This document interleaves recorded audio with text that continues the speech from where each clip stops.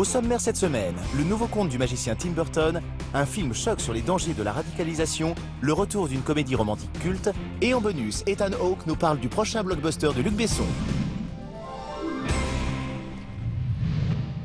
Édouard Romain d'Argent, Charlie et la chocolaterie, Sleepy Hollow, les films de Tim Burton sont toujours des événements.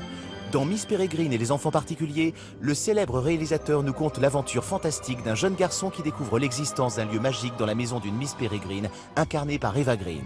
À mi-chemin entre Harry Potter et X-Men, Miss Peregrine et les enfants particuliers est l'adaptation du roman du même nom, resté 63 semaines en tête des ventes des livres pour enfants aux États-Unis.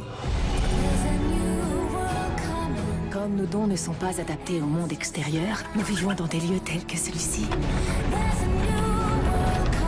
où l'on ne risque pas de nous trouver. Jake, viens jouer avec moi. Ce que j'aime avec ces enfants, c'est qu'au fond, ce sont juste des gamins normaux. Ils ont simplement leurs propres particularités. C'est comme ça que je l'ai ressenti. Moi-même, quand j'étais enfant, je n'avais pas la sensation d'être bizarre. Les gens pensaient ça de moi. Mais moi, je ne me sentais pas étrange. Quelque part, c'est pour ça que j'ai aimé l'histoire de ce film. J'ai su que vous étiez des nôtres dès que vous êtes nés. Il est temps que vous découvriez de quoi vous êtes capable. Mais moi, je suis un garçon ordinaire. Non, au contraire. Ton destin est de nous protéger. Promettez-moi une chose. Veillez sur eux. C'est promis.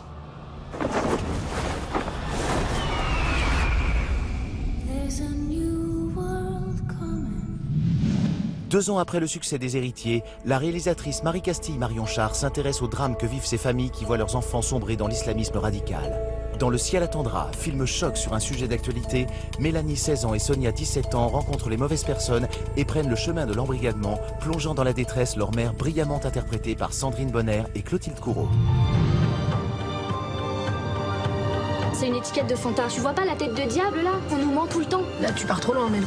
Que si par hasard quelqu'un de louche venait lui parler pour lui demander d'aller se faire éclater la gueule à 4000 km d'ici. Tout ira bien. Qu'est-ce que fait mon pays pour tous ces enfants qui sont en train de partir ou qui sont en train de basculer? Vous allez comment? Moi, j'essaye d'apprendre à vivre sans raisonnement, sans rationnel. On sait rien du tout, monsieur.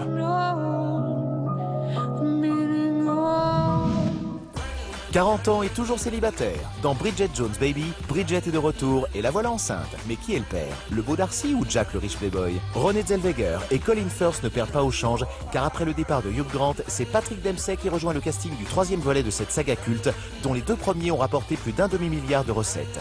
Amour et humour garantis au programme de ce nouveau chapitre des mésaventures sentimentales de la célèbre Bridget. Je suis totalement folle de ma nouvelle vie. J'entretiens de bonnes relations avec mes ex. Comment vas-tu? Très bien, merci. Et toi? Je vais bien. Un verre de vin. Un whisky, je vous prie. Un grand verre. Un double. Et ma vie sentimentale montre des signes d'amélioration. Permettez? Elle vous va? Mis à part un léger incident, je suis enceinte? Oh non, Bridget. Qui est le père? C'est Marc. Il y a au moins 50% de chance. 50% de chance? Vous avez fait ça à 3? Également à l'affiche ce mercredi 5 octobre. Une vie entre 2 océans. Couple glamour d'Hollywood, Michael Fassbender et Alicia Vikander sont réunis pour la première fois à l'écran dans un mélodrame bouleversant. Don't Breathe, la maison des ténèbres, un groupe d'adolescents cambrioleurs pénètre dans une maison où il ne fallait surtout pas entrer.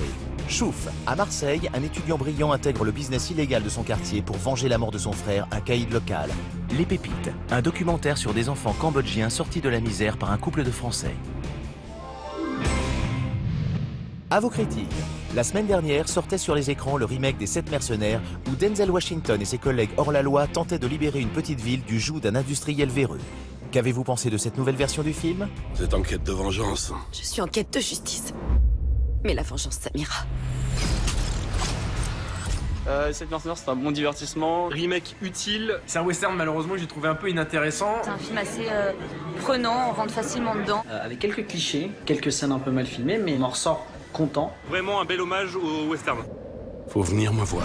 Envoyez-nous vos avis en vidéo sur le site de France 2, rubrique Mardi Cinéma ou sur les réseaux sociaux. On termine avec le bonus de la semaine. L'acteur Ethan Hawke nous parle en exclusivité du prochain blockbuster de Luc Besson, Valérian et la Cité des Mille Planètes, avec Cara Delevingne, Dane DeHaan et Rihanna. Si j'ai fait ce film, c'est surtout parce que c'est un film de Luc Besson. Vous savez, il y a de grands cinéastes comme ça. À travers le monde, il y a quelques grands réalisateurs qui ont vraiment changé la face du cinéma. Des cinéastes que l'on peut appeler des maîtres. C'est génial d'être de cette aventure. J'ai vraiment adoré. J'ai adoré travailler avec Luc Besson sur ce challenge. Valérian va vraiment être exceptionnel. La sortie de Valérian est prévue en juillet 2017. Mardi Cinéma l'Hebdo, c'est fini. Rendez-vous la semaine prochaine pour de nouvelles sorties cinéma. En attendant, retrouvez-nous sur France2.fr, rubrique